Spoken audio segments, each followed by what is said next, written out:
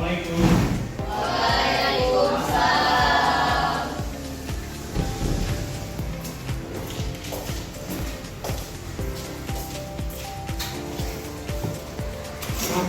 Baik, apa kabarnya semua? Baik. Sehat? Sehat. Sudah makan? Sudah. Berapa porsi? Hah? Berapa porsi? Jadi gini ya, kita ya, sebelum berangkat ke sekolah harus sudah sarapan terlebih dahulu. Supaya apa? Supaya kita punya energi. Ya, supaya kita punya energi bisa melaksanakan proses belajar mengajar dengan baik. Kalau misalkan kita punya energi, belajar pun lebih bersemangat. Baiklah, sebelum mulai pembelajaran, baiknya kita berdoa terlebih dahulu supaya kegiatan belajar mengajar kita diberi berkah kepada Allah Subhanahu wa Ta'ala. Baik, silakan ketua kelas pimpin doanya. Siap. Mari teman-teman sebelum memulai pelajaran kita berdoa menurut agama kita masing-masing. Berdoa mulai.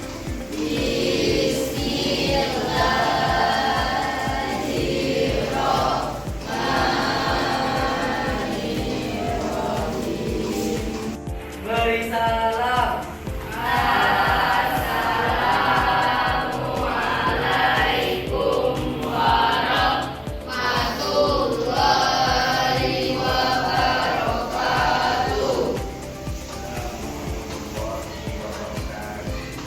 Beri hormat.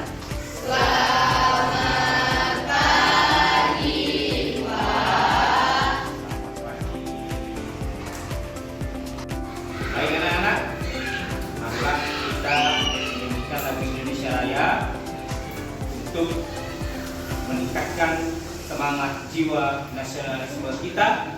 Dan kepada Sari, silakan maju ke depan untuk memimpin teman-teman menyanyikan lagu Indonesia Raya.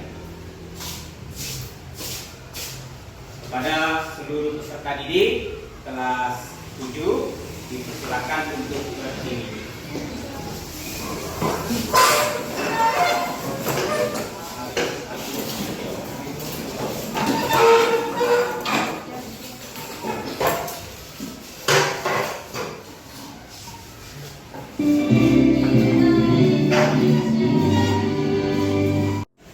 Baik anak-anak, kita akan memulai pembelajaran kita.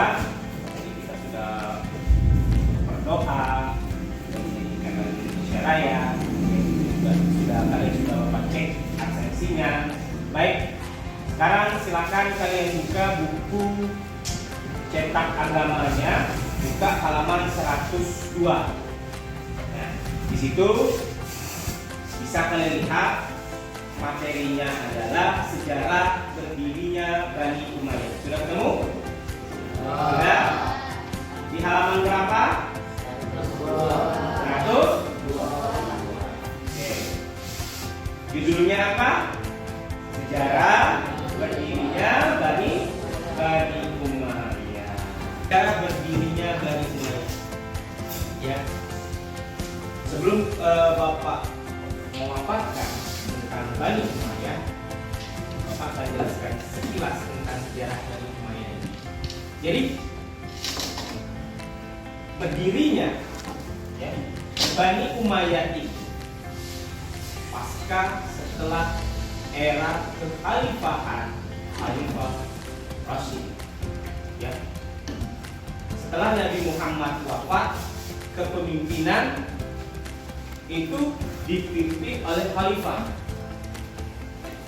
Nah, khalifah itu siapa?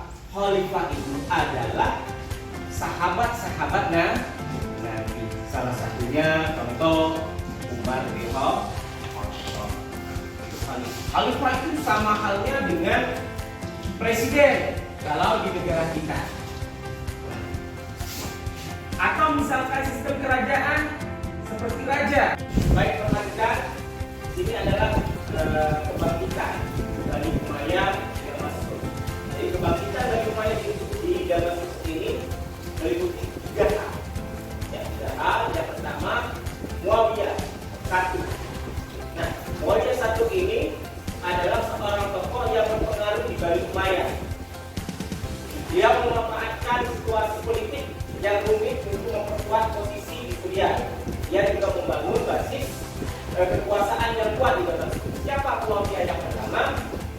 yang tahu?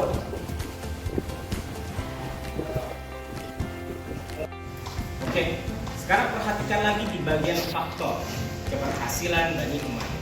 Jadi faktor keberhasilan Bani Umayyah itu meliputi 5 hal. Ya, meliputi 5 hal. Yang pertama, yang pasti kepemimpinannya yang kuat. Kemudian administrasi yang terpusat. Ketiga, pengembangan ekonomi. Keempat, toleransi beragama. Silakan dicari, boleh lewat buku, ya, atau HP. Manfaatkan media digitalnya HP untuk mencari informasi yang telah Bapak sampaikan kepada kalian, ya. Kalian diskusi, cari informasinya, dicatat.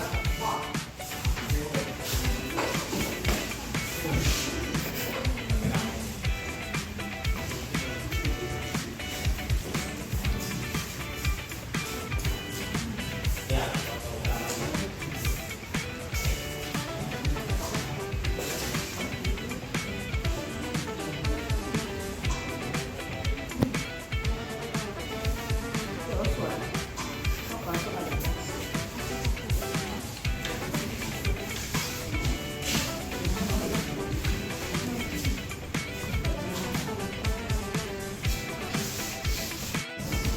Kalian sudah ada belum yang untuk dipresentasikan?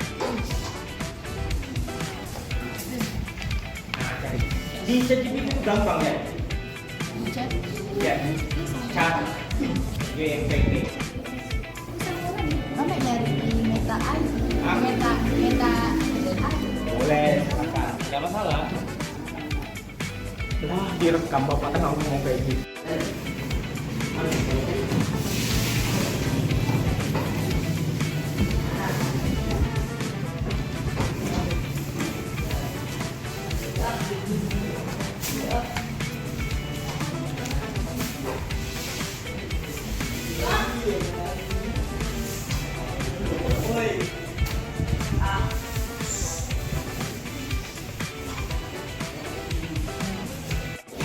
Baik, sudah selesai pengerjaan tugas diskusinya, tugas kelompoknya. Silakan untuk kelompok yang pertama mempresentasikan hasil diskusi dari kelompoknya masing-masing. Silakan untuk kelompok yang pertama, yang maju adalah kelompok Sari. Silakan maju ke depan, presentasikan hasil diskusi kalian. Ayo kelompok Sari, silakan ke depan, maju.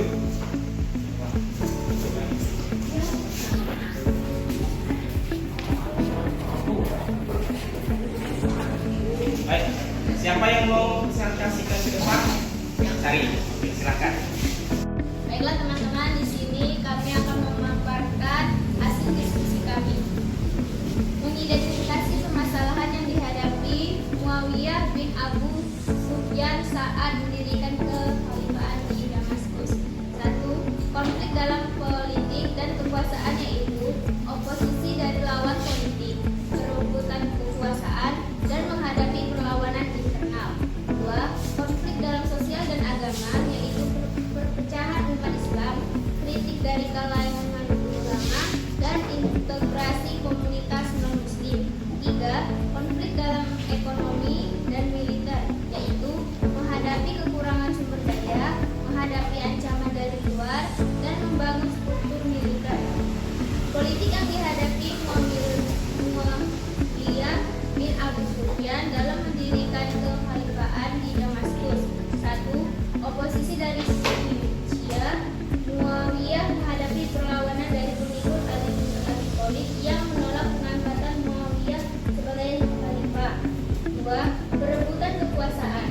Konflik dengan klan Bani Hashim dan Bani Manaf. 3. Pecahan di kalangan Umayyah.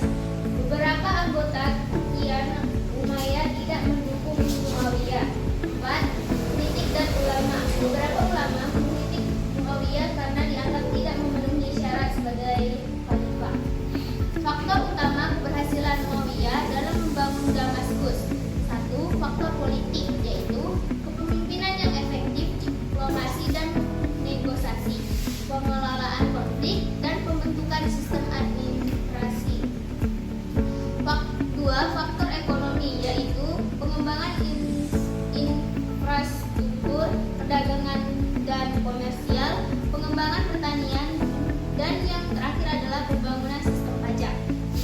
faktor militer, yaitu pembangunan pasukan, strategi pertahanan, penggunaan teknologi, dan pembangunan benteng.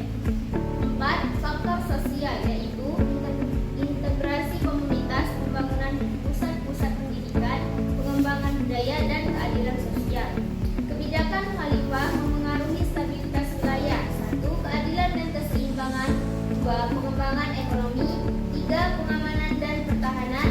4. Pengembangan infrastruktur. 5. Pengelolaan konflik. Hubungan dalam kegiatan sehari-hari. 1. Integrasi sosial.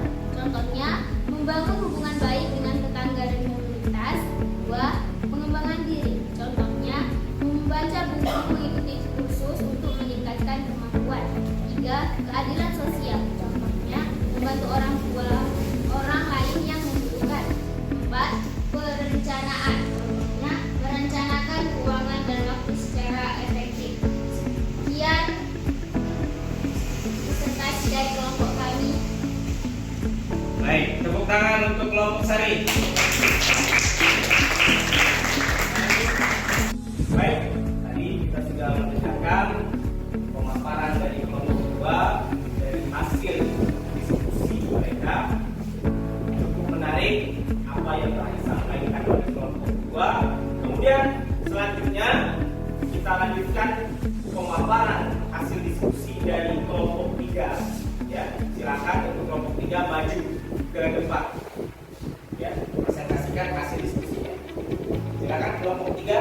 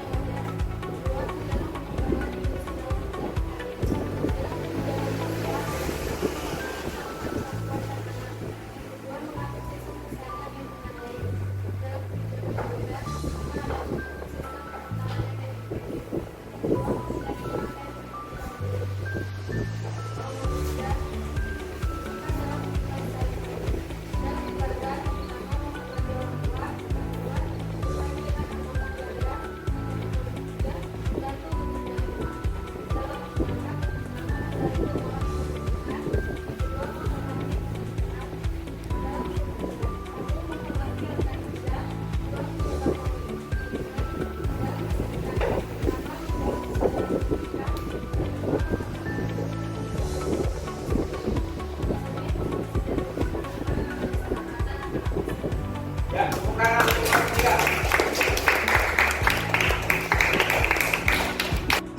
Baik, kita sudah mendengar semua apa yang sudah dipaparkan oleh teman-teman kalian, dan apa yang saya paparkan semuanya cukup baik, sudah bagus.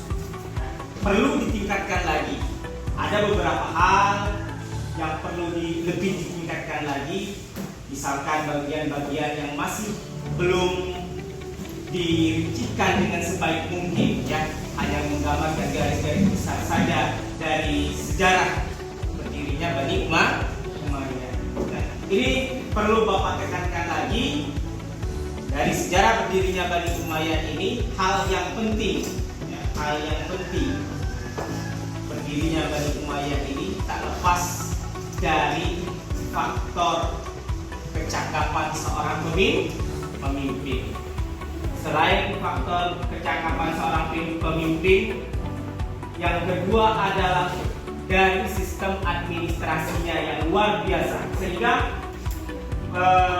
Bani Umayyah mengalami perkembangan kemajuan yang sangat luar biasa. Ya, tepuk tangan untuk kita semua.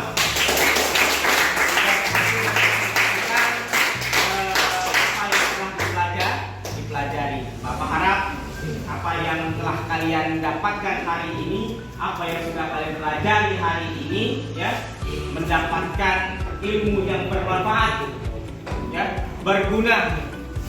Baik. Kemudian satu lagi, untuk tugas berikutnya kalian selesaikan di rumah nanti, buatlah catatan mengenai materi yang telah kita kerjakan hari ini, sudah kita pelajari hari ini. Silakan kalian buat catatannya di buku catatan, apa saja hal-hal yang penting yang perlu kalian catat dari materi ini. Baik, ada pertanyaan? Ada pertanyaan? Ya, Bapak Ahli, perjumpaan kita pada pertemuan kita kali ini, mohon maaf kalau misalkan ada kata-kata yang salah, kepada Allah Bapak mohon ampun.